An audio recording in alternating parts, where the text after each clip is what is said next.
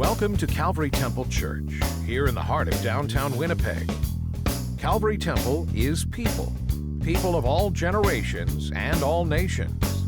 Stay tuned for a message of hope and encouragement. The three faces of grace. I've been enjoying this series in Ruth immensely, and I hope you have been too. As we're going through this book together, I can't help but remember back to our last series called Vital, where we learn the difference between reading and studying the Bible. I trust that you are enjoying studying the book of Ruth.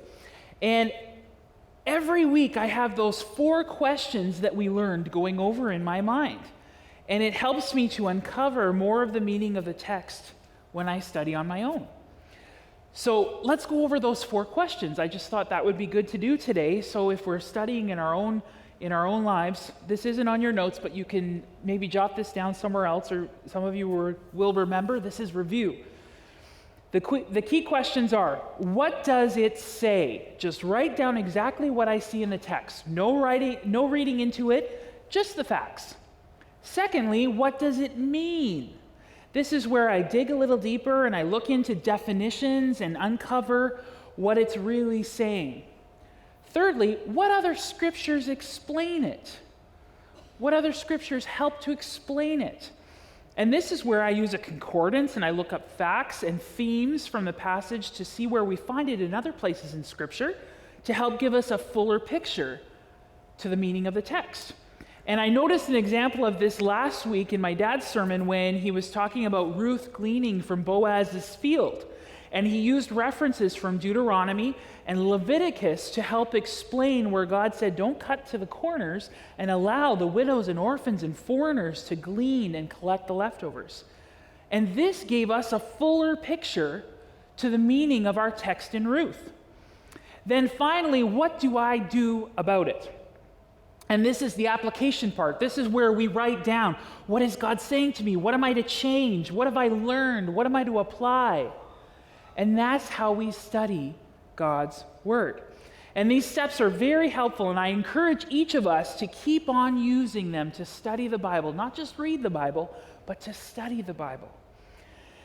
And we've learned quite a few practical tips from this little book already. And something that stuck out to me was when we've been talking about the house of bread, staying close to the house of bread, the place of blessing, the place that God has designed to meet our needs. And also when we talked about the reality of grief in this story and the different faces of grief, very, very powerful. If you've missed any sermons in this series, I encourage you to get the CDs and listen to the whole series.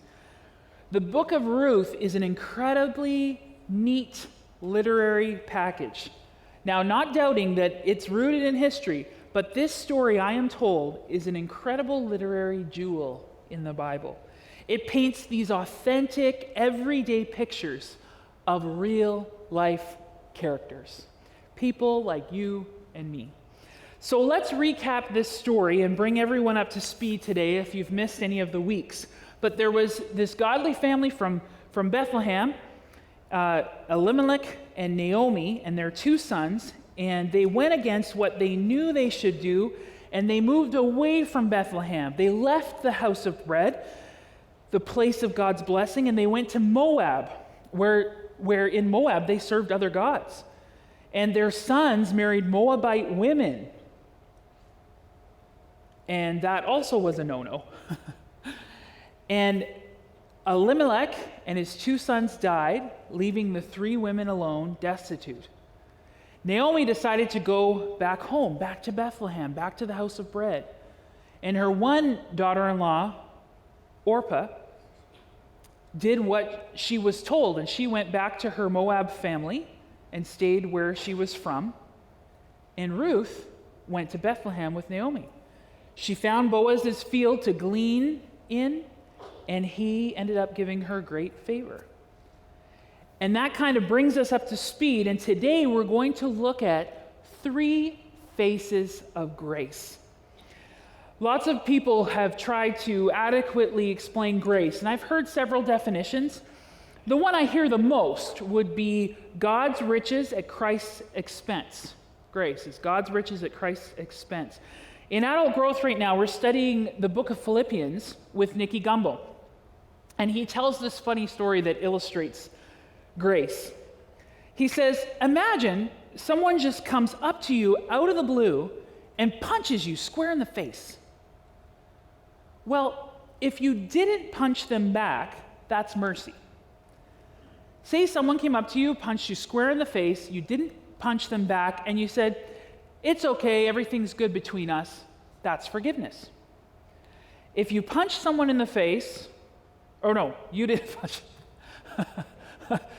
Were you awake there? Did you hear that? No. If someone punches you in the face, you don't punch them back, you say, it's all good, everything's good between us, and then you buy them an ice cream. Now that's grace.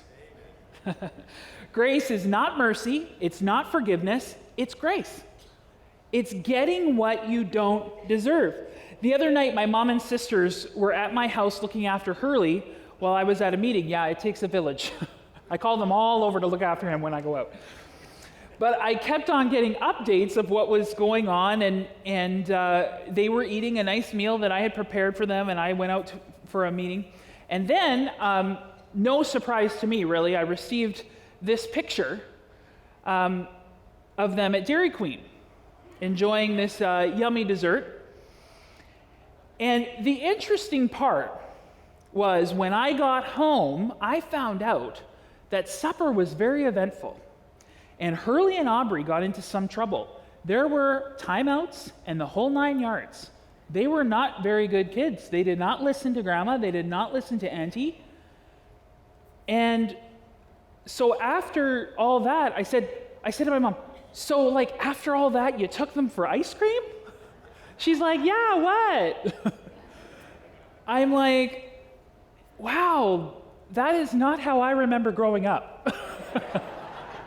I don't remember trips to Dairy Queen after we didn't listen at supper time. But this grandparent thing is a whole different world. And I was thinking of that as I was thinking this today. That's grace. That's grace. No matter where we come from, no matter our background, our walk of life, our story, our journey, it doesn't matter who we all need grace. And today, as we look at the latter half of chapter 2 in Ruth, we will take a closer look at our 3 main characters in this story, each with a different face of grace. The result of grace is going to be different depending on where we are in our faith journey, and we're going to see that today. So first, if you have your notes, this is where we're going to start in the notes. Let's take a look at Ruth. Ruth was a Moabite woman. As I researched, I found the Moabites believed in many gods. The book of Numbers says that they induced the Israelites to join in their sacrifices. Their chief god was Chemosh. They clearly did not believe in the God of Israel, so Ruth's exposure of marrying into a godly family was probably her first and only glimpse into this God of grace. And when I see Ruth's life, I think transformational grace. Ruth experienced transformational grace. When you've experienced enough, you have to change. Transformational grace. Naomi had 2 daughter-in-laws, Ruth and Orpah. One went with her, and one went back to her own people and her own gods. Now, it's not that Orpah was bad or worse than Ruth. I just don't think that she had encountered the God of grace like Ruth had. Orpah was just doing what Naomi told her to do, and who could blame her, really? It's all she knew. Why would she want to risk for the unknown? Ruth, on the other hand, had experienced transformational grace, that kind of grace that empowers us to make radical choices. Grace empowers us to make radical choices. Naomi told Ruth to do the same thing she told Orpah to do, and Ruth's response was here in Ruth 1, 16 and 17.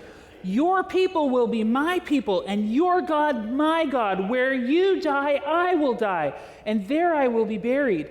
May the Lord deal with me, be it ever so severely, if even death separates you and me.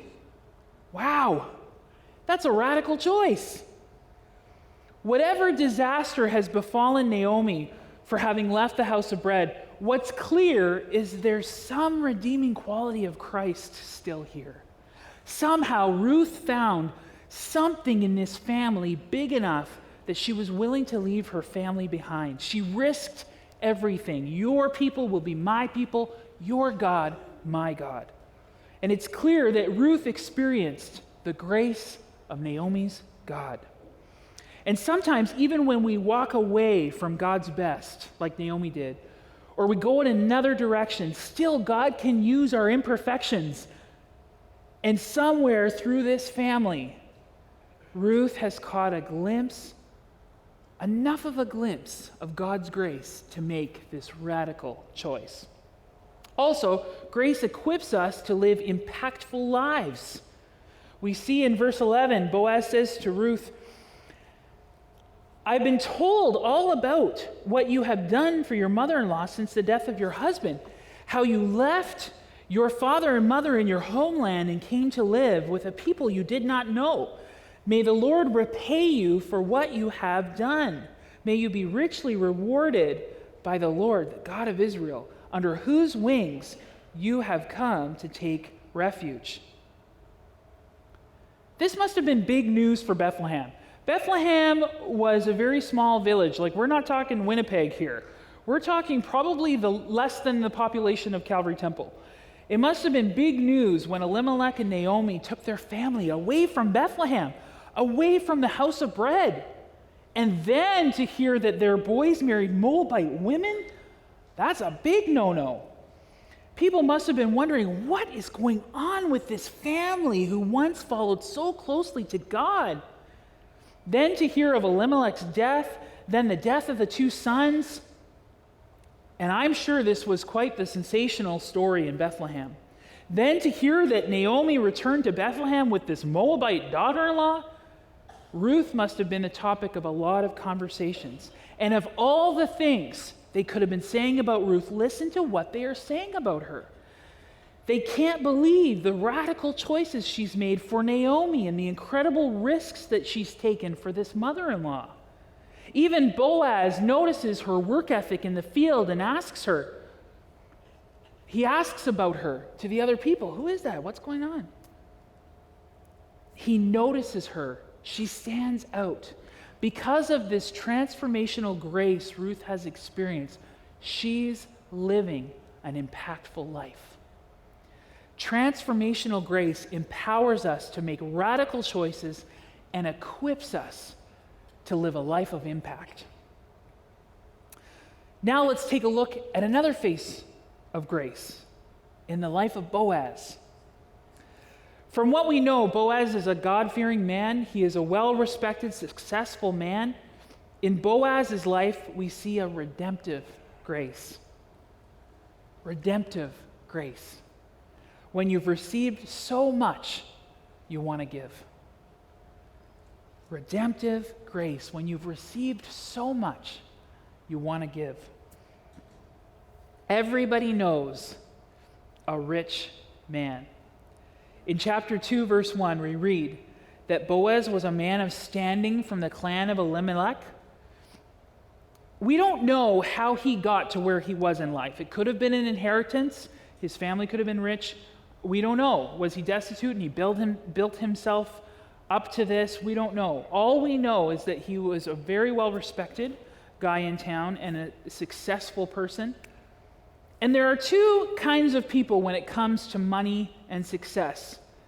Some who think that they worked for it and got themselves there on their own. And then others who recognize that they are where they are only because of God. And it appears to us here that Boaz would be in that latter category. He knows that he's been put there, that he's been blessed by God. My friend said to me yesterday, if you ever see a turtle on a fence post, you have to ask yourself, how did it get there? Boaz realizes that he's a turtle on a fence post. He attributes his success to God's grace. And as we look at the face of redemptive grace, we see Boaz as a rich man, and we see Boaz as a righteous man. Everybody counts a righteous man. Just then, Boaz arrived from Bethlehem and greeted the harvesters. "The Lord be with you." "The Lord bless you," they answered. He's not just rich, he's righteous. He blesses everyone at his field. Men of standing don't normally notice the peons. You notice that? Boaz blesses the harvesters. One of the major themes in this book of Ruth is blessing. And as he blesses his workers bless him back. And it's apparent they are grateful to be in Boaz's field. So he's rich and he's righteous. And thirdly, need attracts a responsive man. A responsive man. Let's take a look at Ruth 2, 17 to 19. "So Ruth gleaned in the field until evening. Then she threshed the barley she had gathered, and it amounted to about an ephah. She carried it back to town, and her mother-in-law saw how much she had gathered. Ruth also brought out and gave her what she had left over from lunch. Her mother-in-law asked her, 'Where did you glean today? Where did you work? Blessed be the man who took notice of you.'" Boaz is rich, righteous, and responsive. When he sees Ruth, he sees a poor, marginalized woman in need. He sees beyond Ruth to Naomi. And Ruth brings an ephah of barley home. And I'm told this would be enough to feed them both for a week. Naomi notices Ruth has done better than the average gleaner should do. And she's brought these leftovers from lunch. And Naomi starts to put this all together. "Who did you glean for?" Wow, God bless that guy. Naomi must have realized that this was a massive blessing of God's grace through the generosity of Boaz. This was beginning to feel to Naomi like no coincidence at all. And it's clear that Boaz has been blessed so much and is a channel of this blessing to others. And this too is a work of grace. Boaz acts redemptively, and at this point in the story, there really isn't more to it than that. This is just who Boaz is. He gives out the redemptive grace he has received. He has been blessed so much, and he realizes that it's God. And so then he allows God to bless others through him from what he has been given. So amazing. Redemptive grace. Given so much that you have to give out. And our final look at a face of grace today, Naomi. This woman, Naomi, followed her husband away from God's will and blessing. She goes from being a wife to a widow, from mother to no mother. She has been stripped of all her identity. She decides to head back to the house of bread. She's like the prodigal son that returns to his father's house. And we see from Naomi's life this amazing grace. Amazing grace. When you failed so badly, you've given up. When you failed so badly, you've given up. Have you ever had a time in your life when you knew better and you chose the wrong way anyway? You saw the warning signs and still you chose to go against God and do your own thing. You ended up making such a mess of things and you think, there is no way God will give me another chance after this one. I have messed up big time. And we think that because failure saps our hope. Failure saps our hope. Let's go back to chapter 1 where Naomi says, "Call me Mara, because the Almighty has made my life very bitter." And whatever the actual reality is here, that's her self-perception. She thinks that because her husband and 2 sons have died, this proves that the Lord has turned against her, that he's punishing her, and she has no hope left. Her failure has sapped her hope. And I'm so glad the story doesn't end there. God doesn't leave us in our failures. Next, we see the power in this amazing grace. Grace rekindles hope. Grace rekindles hope. Naomi said to Ruth, her daughter-in-law, "It would be good for you, my daughter, to go with the women who work for him, because in someone else's field you might be harmed." Naomi knows that Boaz is a relation to her. The fact that Ruth happened into Boaz's field and Boaz happened to notice her and bless her, Naomi begins to see that maybe even in this mess that she's caused, God is still at work. And what is abundantly clear is that Naomi doesn't deserve this. She clearly doesn't deserve this amazing grace, a grace that rekindles hope. And also, this grace rallies hope. This grace rallies hope. One day, Ruth's mother-in-law, Naomi, said to her, "My daughter, I must find a home for you where you will be well provided for. Now Boaz, with whose women you have worked, is a relative of ours." That's a sneak peek into chapter 3. As we come to the beginning of chapter 3, Naomi is now hatching a plan. This grace has rallied her hope. She sees hope now in this future. And we won't talk about the plan today because that's for later in our series. But here's what we do know. Now Naomi, because of this amazing grace she's experiencing, she's putting it all together. She's seeing Boaz has been more generous to Ruth.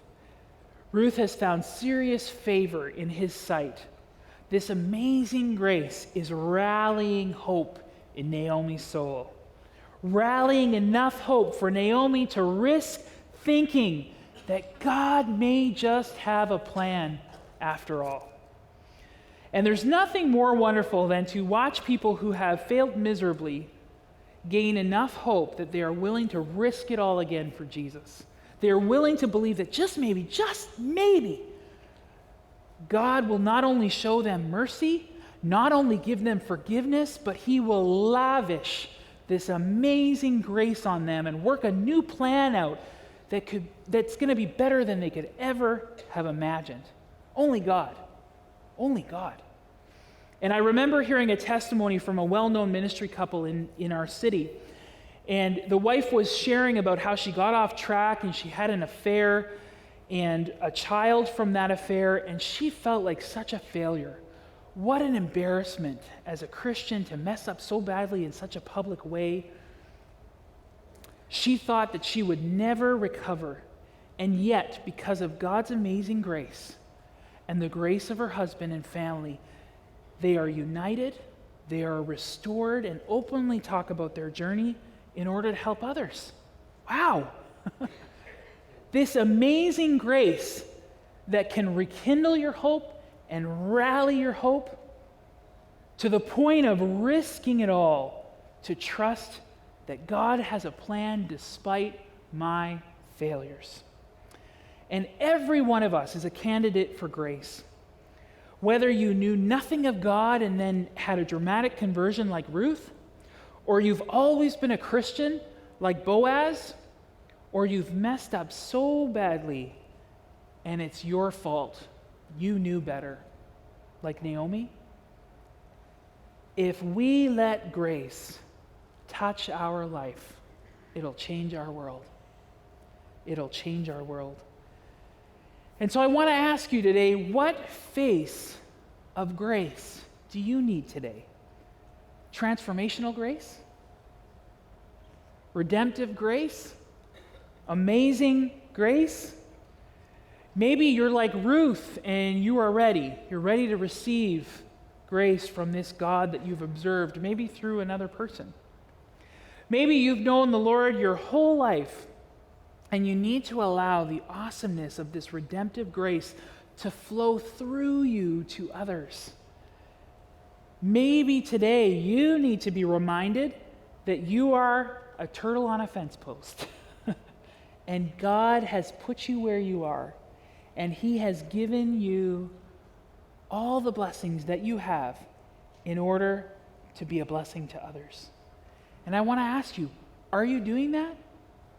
Are you using your blessings to bless others, or are you wasting it? And finally, maybe you're a Christian and you love Jesus, but you've messed up so badly, and it's clearly your fault. And today, you get to choose to receive God's amazing grace once again.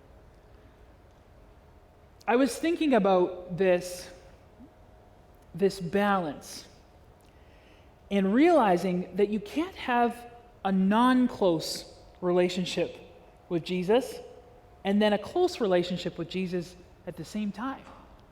And sometimes I know in my own life I try to do that.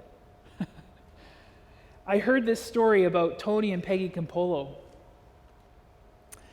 He's an evangelist, and they were driving across the Brooklyn Bridge behind this couple who were in a car ahead of them. And they saw what they described as a two-headed monster. You know those couples that are so in love, you can't see any space between them? And Peggy says, Tony, remember when that used to be us? What happened? What happened to us, Tony? And Tony, without skipping a beat, looks at her and says, you moved. I'm in the same spot I've always been. I'm in the driver's seat. I'm driving the car. You moved. And that's such a picture of God to me. In times when I don't feel close to Him, I have to admit that it's me that's moved. He's in the same place He's always been. He's the same yesterday, today, and forever.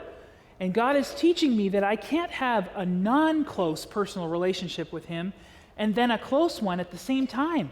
It just won't work. I must choose. I must decide. I can't defy God's laws and live outside of His boundaries and expect to be close to Him at the same time. But His amazing grace always draws me back. His amazing grace always draws me back. So what are you choosing today? To turn your life to God? To recognize that you're a turtle on a fence post and you need to start intentionally blessing others, being outward focused instead of inward focused? Or are you choosing to move back to a close personal relationship with Christ and live in His amazing grace? Amen. Amen. Thank you for watching the broadcast. An audio recording of today's message is available simply for the asking. Write, email, or call our toll-free number and request it by the CD offer shown on the screen. Our program is viewer-supported. It is people like you who help pay for the airtime. Thank you for your continued giving. We look forward to hearing from you. Please join us again next week for another episode of Calvary Temple Church. God bless you.